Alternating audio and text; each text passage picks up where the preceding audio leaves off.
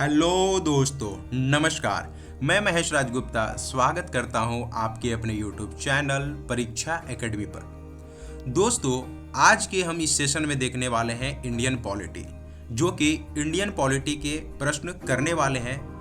यह जो सेशन होने वाला है वो सभी एग्जामों के लिए बहुत ही महत्वपूर्ण यह सेशन होने वाला है। इंडियन पॉलिटी का आगे भी आपको इसी तरह का सेशन आपको कराया जाएगा। तो ये इंडियन पॉलिटी का पहला सेशन होगा जिसमें हम ज़्यादा से ज़्यादा चीज़ों को कवर करने की कोशिश करेंगे। तो चलिए आज के सेशन को शुरू किया जाए। आप सभी लोग तैयार हैं? तो चलिए पहला प्रश्न को देखते हैं। उससे पहले मैं आपको बता देना चाहता हूं, अगर आप इस YouTube चैनल पे नए हैं तो सबसे पहले चैनल को आपको सब्सक्राइब कर लेना है और बेल आइकन को ऑन कर लेना है, जिससे आपको क्या होगा कि आपको सारे सेशन, सारे क्लासेस के नोटिफिकेशन आराम से आपको मिल जाएंगे। तो चलिए आज के सेशन को शुरू करते हैं। सबसे पहला प्रश्न को देखते हैं। पहला प्रश्न क्या है? पहला प्रश्न है हमारा कि निम्न में से किस संशोधन को भारत का लघु संविधान भी कहा जाता है? तो देखिए आपके सामने जो ऑप्शन दिए गए हैं उनमें से आपको बताना है कि वह कौन सा संशोधन है जिसको भारत का लघु संविधान कहा जाता है ना? क्या वो 40वां संशोधन की बात कर रहे हैं, क्या वो 44वें संशोधन की बात कर रहे हैं, या फिर 42वें संशोधन की बात कर रहे हैं, या फिर उपयुक्त में से कोई नहीं, या फिर उपयुक्त में से एक से अधिक? तो जब भारत का लघु संविधान का बात आता है तो हमारे दिमाग में क्या आता है? 42वां संविधान संशोधन, जो कि इसका बिल्कुल सही आंसर है। अगला प्रश्न देखते हैं। अगला प्रश्न क्या है? भारत के किसी राज्य के राज्यपाल की नियुक्ति कौन करता है, या फिर भारत के राज्य के राज्यपाल की नियुक्ति किसके द्वारा की जाती है? देखिए ऑप्शन क्या है? मंत्री परिषद जी के द्वारा, भारत के प्रधानमंत्री जी के द्वारा, भारत के राष्ट्रपति जी के द्वारा, उपयुक्त में से कोई नहीं, या फिर उपयुक्त में से एक से अधिक। तो हम बात करते हैं राज्यपाल की नियुक्ति, तो कौन करते हैं? हमारे भारत के राष्ट्रपति। कौन करते हैं? भारत के राष्ट्रपति जी के द्वारा राज्यपाल की नियुक्ति की जाती है। अगला प्रश्न देखते हैं। अगला प्रश्न क्या है? भारतीय संविधान के किस अनुच्छेद में राष्ट्रीय आपातकाल का प्रावधान है? ठीक है, राष्ट्रीय आपातकाल का प्रावधान पूछा गया है, तो आपको बताना है कि इनमें से वह कौन सा अनुच्छेद है जिसमें राष्ट्रीय आपातकाल का प्रावधान की बात कही गई है। क्या वो 350 में बताया गया है, 352 में बताया गया है, या फिर 312 में बताया गया है, या फिर उपयुक्त में से कोई नहीं, उपयुक्त में से एक से अधिक? चलिए इसका आप लोग सही आंसर करेंगे। तो जैसे ही राष्ट्रीय आपातकाल की बात आता है तो वो बताया गया है 352 में, यानी कि 352 में बताया गया है। ठीक है, अगला प्रश्न को देखते हैं। अगला प्रश्न हमारा क्या है? अगला प्रश्न देखते हैं। देखिए किस अनुच्छेद के अंतर्गत भारत के राष्ट्रपति संवैधानिक आपातकाल घोषित कर सकता है ना? पूछ रहा है कि यहाँ पे पढ़ेंगे थोड़ा सा आप कि संवैधानिक आपातकाल घोषित कर सकता है किस अनुच्छेद के अंतर्गत, है ना? तो क्या वो 32 है, क्या अनुच्छेद 350 है, या फिर 356 है, या फिर उपयुक्त में से कोई नहीं, उपयुक्त में से एक से अधिक? तो देखिए जो संवैधानिक आपातकाल घोषित करता है सबसे पहले किसके द्वारा किया जाता है? ये सब तो राष्ट्रपति जी के द्वारा किया जाता है। कौन से अनुच्छेद के द्वारा किया जाता है? तो ये किया जाता है 356, यानी कि अनुच्छेद 356 के तहत संवैधानिक आपातकाल घोषित कर सकते हैं राष्ट्रपति जी। अगला प्रश्न देखते हैं। अगला प्रश्न क्या है? निम्नलिखित में से किस अधिकार को मौलिक अधिकार में से, है ना, हटाकर सामान्य कानूनी अधिकार में बदल दिया गया है? आपसे देखिए प्रश्न इतना सा आपसे पूछा जा रहा है कि आपसे बताना है कि कौन सा ऐसा अधिकार है जिसको मौलिक अधिकार पहले थे उसमें से हटाकर सामान्य कानूनी अधिकार में बदल दिया गया है ना? चलिए ऑप्शन को पढ़ते हैं। शिक्षा का अधिकार, संपत्ति का अधिकार, जीवन और व्यक्तिगत स्वतंत्रता का अधिकार, उपयुक्त में से कोई नहीं, या फिर उपयुक्त में से एक से अधिक। तो जो मौलिक अधिकार से हटा दिया गया था और उसको सामान्य कानूनी अधिकार में बदल दिया गया था, ये किया गया था संपत्ति के अधिकार को। किसको कर दिया गया था? संपत्ति का जो अधिकार था उसको मौलिक अधिकार से हटाकर किसमें कर दिया गया था? कानूनी अधिकार में बदल दिया गया था। अगला प्रश्न देखते हैं। अगला प्रश्न हमारा क्या है? भारत की संविधान सभा की स्थापना किस वर्ष की गई थी, है ना? आपसे डायरेक्ट पूछ रहा है कि जो भारत की जो संविधान है, संविधान सभा की स्थापना किस वर्ष की गई थी? 1940 में, 1947 में, 1946 में, उपयुक्त में से कोई नहीं या फिर उपयुक्त में से एक से अधिक। तो जैसे ही संविधान सभा की स्थापना की बात आता है तो 1946 हमारा सही आंसर हो जाता है। अगला प्रश्न को देखते हैं। अगला प्रश्न क्या है हमारा? किसी व्यक्ति को भारत के राष्ट्रपति के रूप में कितनी बार चुना जा सकता है? ये क्वेश्चन बीपीएससी टीआरई में पूछे गए हैं, है ना। और जितने भी सारे प्रश्न मैं करा रहा हूँ, सारे प्रश्न बहुत ही महत्वपूर्ण हैं। इनको आप बहुत अच्छे से देखेंगे, बहुत आपको ये मदद करेगा, है ना, एग्जाम में। तो देखिए क्या है कि कितनी बार चुना जा सकता है राष्ट्रपति को? क्या वो एक बार के लिए चुना जाता है, 2 बार के लिए चुना जाता है, या फिर कितनी भी बार के लिए, या फिर उपयुक्त में से कोई नहीं? तो देखिए भारत के राष्ट्रपति के रूप में कितनी बार चुना जा सकता है, तो ये देखिए वो कितनी भी बार चुना जा सकता है ना। इसमें कोई ऐसा नहीं है कि 2 बार, 3 बार या 4 बार ही राष्ट्रपति को चुना जाएगा, है ना। वो जितना बार चाहता है उतना बार लोग उसको चुन सकते हैं, है ना। मतलब उसको राष्ट्रपति के रूप में वो चुना जा सकता है उनको। अगला प्रश्न देखते हैं। अगला प्रश्न क्या है हमारा? डॉक्टर भीमराव अंबेडकर ने किस अनुच्छेद को संविधान का हृदय और आत्मा कहा था? इंपॉर्टेंट प्रश्न हो जाते हैं, ठीक है। क्या अनुच्छेद 28 को उन्होंने संविधान के हृदय और आत्मा कहा था? अनुच्छेद 32 को उन्होंने कहा था? अनुच्छेद 35 को उपयुक्त में से कोई नहीं या फिर उपयुक्त में से अधिक? तो जहां पे हृदय और आत्मा का बात आता है तो आर्टिकल 30 अनुच्छेद आपका कौन सा हो जाएगा? 32, है ना। तो डॉक्टर भीमराव अंबेडकर जी के द्वारा अनुच्छेद 32 को ही संविधान के हृदय और आत्मा कहा जाता है ना।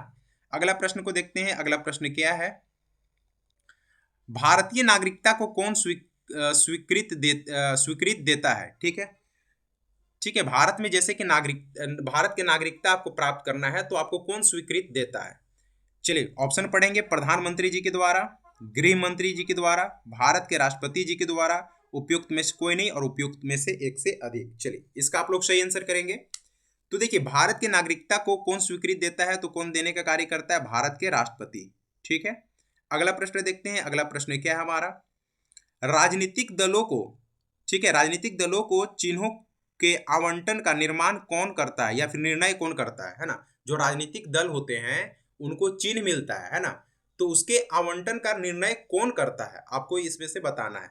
क्या वो राजनीतिक दल के नेता होते हैं, राजनीतिक दल की गवर्नीति समिति होती है, या फिर निर्वाचन आयोग होता है? उपयुक्त में से कोई नहीं या फिर उपयुक्त में से एक से अधिक। चलिए इसका आप लोग सही आंसर करेंगे।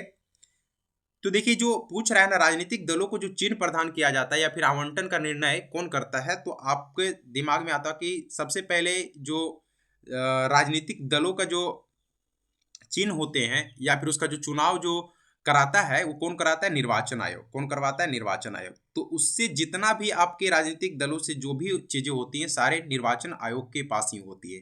कौन से दल को कौन सा चिन्ह है, क्या है, निर्णय वो करता है ना। चलिए अगला प्रश्न की बात करेंगे। अगला प्रश्न क्या है हमारा? भारत का संविधान को संविधान सभा द्वारा अंगीकृत किया गया था, ठीक है। भारत का जो संविधान को संविधान सभा द्वारा अंगीकृत किया गया, ठीक है। प्रश्न समझ गए होंगे कि आपसे पूछ रहा है कि वह कौन सा दिन है जब संविधान को क्या किया गया था? संविधान के द्वारा अंगीकृत, एडॉप्ट किया गया था। आपको डेट बताना है। क्या वो 26 नवंबर 1949, 15 अगस्त 1949 को, 26 जनवरी 1950 को, उपयुक्त में से कोई नहीं या फिर उपयुक्त में से एक से अधिक? तो अगर हम बात करते हैं कि भारत का संविधान को संविधान सभा द्वारा जो अंगीकृत किया गया था, कब किया गया था? 26 नवंबर 1949 को, है ना। इसको एडॉप्ट इसी दिन किया गया था। जो लागू किया गया था कब किया गया था? 26 जनवरी 1950 को, ठीक है। अगला प्रश्न देखते हैं। अगला प्रश्न हमारा क्या है? भारत एक है, क्या है? क्या संघ राज्य है, राज्यों का संघ है, प्रांतों का संघ है? उपयुक्त में से कोई नहीं, उपयुक्त में से एक से अधिक। तो भारत क्या है? एक राज्यों का संघ है ना। भारत क्या है? एक राज्यों का संघ है। अगला प्रश्न देखते हैं। निम्नलिखित में से कौन किसी राज्य का क्षेत्र को घटा या बढ़ा सकता है ना।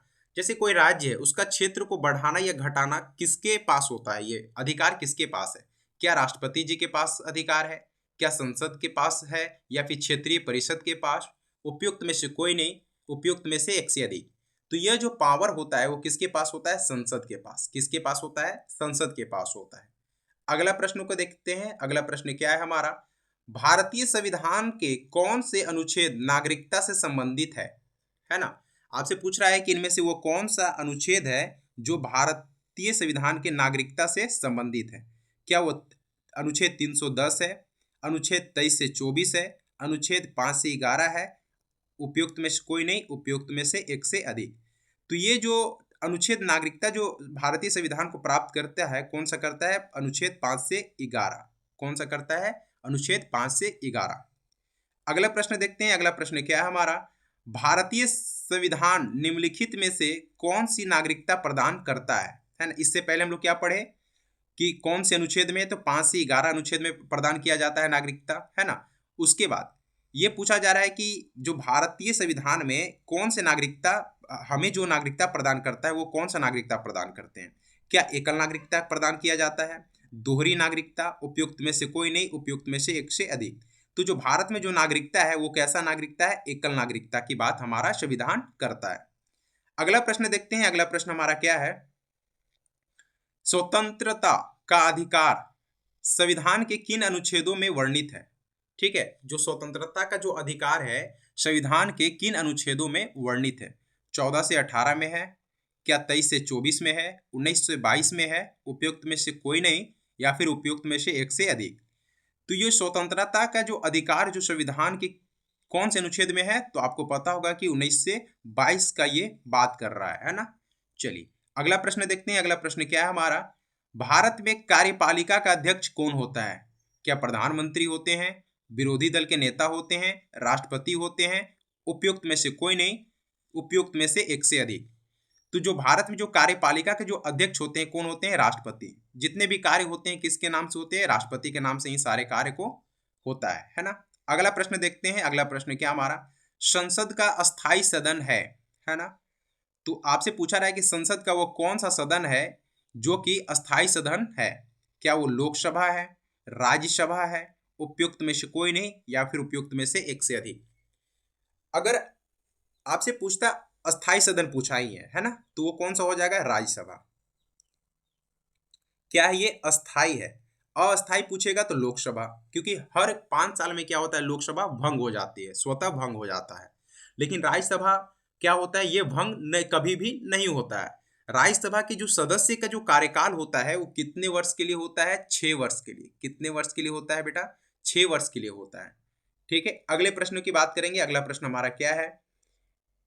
भारतीय संसद में शामिल है, कौन कौन शामिल है आपको बताना है। क्या राष्ट्रपति है, राज्यसभा एवं लोकसभा है, राष्ट्रपति, राज्यसभा तथा लोकसभा, है ना? तो संसद में तीन लोग होते हैं। कौन कौन होते हैं? एक तो राष्ट्रपति होते हैं, राज्यसभा होते हैं, और लोकसभा क्या होते हैं? लोकसभा। तो आपका सही आंसर क्या होगा? ऑप्शन नंबर सी, यानी कि राष्ट्रपति, ठीक है, राज्यसभा तथा लोकसभा से मिलकर ही संसद का निर्माण होता है। जो कि जो राष्ट्रपति होता है किसी भी सदन का वो सदस्य नहीं होता है। चलिए अगले प्रश्न की बात करेंगे। अगला प्रश्न हमारा क्या है? स्वतंत्र भारत के प्रथम राष्ट्रपति कौन थे? क्या आपको पूछ रहा है स्वतंत्र भारत के प्रथम राष्ट्रपति कौन थे? सरदार वल्लभ भाई पटेल जी थे, पंडित जवाहरलाल नेहरू जी थे, डॉक्टर राजेंद्र प्रसाद जी थे, उपयुक्त में से कोई नहीं, उपयुक्त में से एक से अधिक? तो स्वतंत्र भारत के प्रथम राष्ट्रपति की बात कर रहे हैं तो क्या हो जाएंगे? डॉक्टर राजेंद्र प्रसाद। क्या हो जाएंगे? डॉक्टर राजेंद्र प्रसाद। ठीक है, तो ये थे कुछ इंडियन पॉलिटी के अति महत्वपूर्ण प्रश्न जो कि हमने आपको आज के सेशन में करवाया।